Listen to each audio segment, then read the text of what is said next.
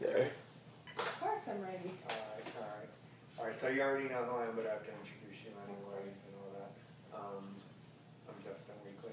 I'm a clinical counseling intern. Here to speak with you for about 20 minutes. It's about what's been going on in life. We haven't talked in a while. You're a former student of mine. I do have to disclose it. You know, everything we say here will remain confidential unless you're a danger to yourself or in society. So, but I think you're pretty okay in that. Yeah, I think I'm pretty sane. Yeah, I think you're pretty sane. Sane, not insane anymore. Insane anymore? Yeah, anymore. What do you mean by that? Because high school was pretty insane. So, out of high school's pretty sane world for now. Yeah. What about high school was insane? Everything was insane. I got a year behind, and I had to catch up my whole year, and senior year kind of was alright until like Ms. Ditchfield kind of, you know, always trying to mess with my schedule. But How did you feel about those things with Ms. Ditchfield? it made me very mad. Very mad? Mm-hmm. And how did you handle those, like, anger and mad? I was very sane. Insane? Yeah, well, senior year I was, because I wasn't trying to mess up anything that I already messed up before. So, senior year turned out pretty good. Like all the medical classes they had me get into and everything, like after my mom had to go down to the school, Ms. Ditchfield gave me all the classes that I needed. So I got all my good classes and everything was pretty good. It's just that she kind of messed me up again on getting a court, on graduating with the court. Yeah. Because she's like, oh yeah, you have all the requirements to graduate with the court. And then when it came down to it, she said that I was missing one class. Really?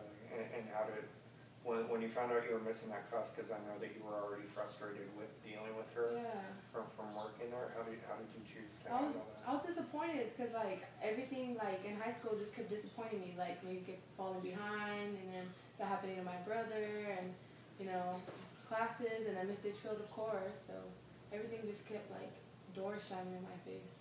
Okay, now I heard the word disappointed there a couple times. Yeah. What does disappointment feel like? Disappointment feels like it sucks. Disappointment sucks. It feels like you're a failure kind of because you keep trying and trying, and you know people keep putting the door in your face. So. And I'm going to dig deeper here. What does it mean in your eyes to be a failure? Failure is to be nothing, like worthless. Like you don't have elaborate on that. Like when you're not worthless. Like. What do you mean? Hold on. Disappointed, right? Is what you're talking about, me being disappointed. Yeah, but then you brought up the word nothing. I was just curious what nothing to me is like I felt like I didn't accomplish what I needed to accomplish in high school. I mean, yeah, I graduated, but I wanted to do stuff like better than that. I wanted to graduate at least with something like honors or a court or just something that says I didn't just graduate like everyone else, you know? I wanted to graduate because I knew that I was going to be the first to graduate in my family. So I just didn't want to just graduate, you know? Gotcha. So it sounds to me, I'm hearing that you wanted maybe to achieve higher than other people and be above average. Because everyone didn't think I could do it. You know, everyone was like, oh, you're not going to graduate, you should just go to continuation school, and you know, you can't catch up. Who's everyone? Well, I'm curious to know who. Well, my counselor, Ms. Ditchfield, she was telling me that, well, some of my teachers were, but mostly it was Ms. Ditchfield, telling me that I was going to be able to graduate because of, I was a year behind, and unless I wanted a 0 and a 7th, which was I was stubborn and didn't want, you know, that I had to go to continuation school. So I did, and then I came back. Oh, okay, so you went to Myler. Options. Options for like 2 weeks. For 2 weeks? Yeah. And then came back? And then came back. I came back with my mom. That's right. Yeah, That happened when I was there. Yeah, came back with my mom, and you know, you persuaded her to make me stay back in school, so she put me back in that place. In that place, what, Rialto High? Yeah, that prison for kids. Yeah, prison. Why does it feel like a prison for kids? Because you're behind bars, and everywhere you turn there's a security guard, and I mean, we're locked up so do you have, for 8 hours. do you have any feelings? So now I'm sensing, because you and I have a past, I'm feeling some resentment towards me a little bit. Of course not. No, I actually feel like if it wasn't for you, I probably wouldn't have had graduated.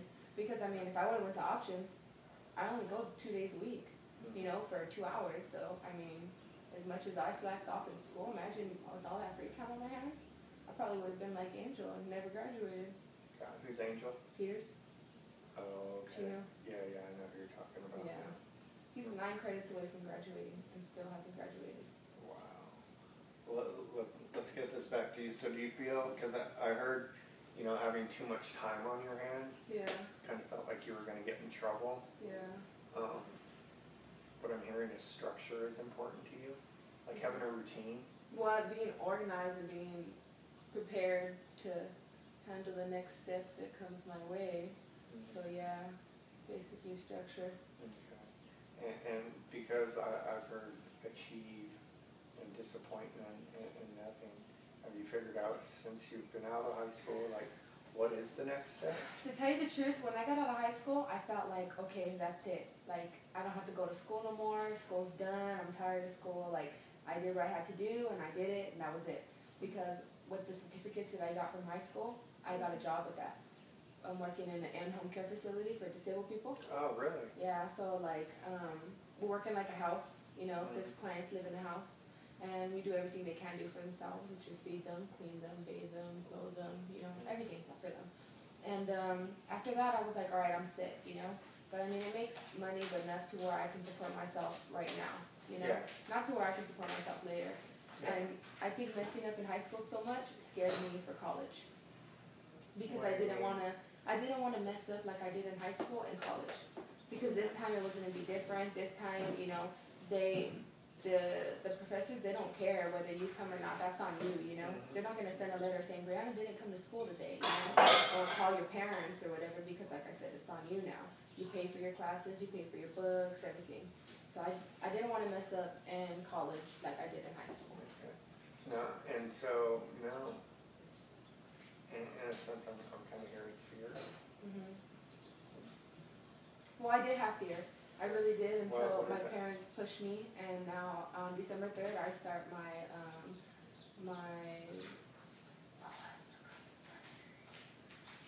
pharmacist. Like pharmacy tech classes. Pharmacy tech class. Okay. That's the class. And back to fear. Uh-huh. Do we have a little fear, maybe anxiety about that? Well, when I went to orientation, I have a fear because I'm like, oh, I'm back in school, you know. And when she started talking about the class and explaining everything, it was basically similar to the classes that I took in high school, like what we're going over and what we're going to have to basically, the objectives that we have to, you know, complete and everything, and the things that we have to do. And it didn't sound like anything. Like, it sounded like I was very comfortable after hearing all that and her explaining it and everything. I felt at ease with everything, you know. But I think the thing that was worrying me was college, because this is a class that Rialto's offering me for me being a Rialto graduate and taking all my classes. This is the class that they're offering me. So they offer high school? through Rialto Unified. Okay. Yeah, not the high school. So I'm taking it at the old Rialto Middle. Oh, okay. So it's that. I think the most thing that was scaring me was the whole college thing, you know. And this, I don't see it as college. I see it as a 6-month class that I'll be done in June with. Okay. You know. So what about? And that's awesome. You know that you have a goal that you're working towards. Yeah. Because you know progression is really important. Because you don't want to be just stuck. Yeah. Kind of like we always joked about college. But at the same time, I'm still hearing fear. I've heard scared. Yeah. You know, and when you talk about college, you know, there's some things you do with your body. There's some anxiety about that. You know, Yeah. and I don't know if you've It's thought because about that. when I think of college, I wanted to become a registered nurse. That's the thing that I set my mind, goal, set everything since junior year. I want to become a registered nurse, and I want to work in pediatrics and everything. Once I started working where I work now, I work with adults, all older adults. And like the first day I went, I wanted to quit. Really? Why? Because I want to work in pediatrics. So when I started working with adults, I'm like, oh my God, this is so not what I wanted to do, you know? I didn't want to work with adults. I didn't want to handle big adult bodies, you know, especially mostly because I have 3 clients that are dead weight. So they're in a wheelchair, so I have to constantly, you know, lift them and move them, and you know, and that's not what I wanted to do at all, you know. So I stuck with it because it was a job that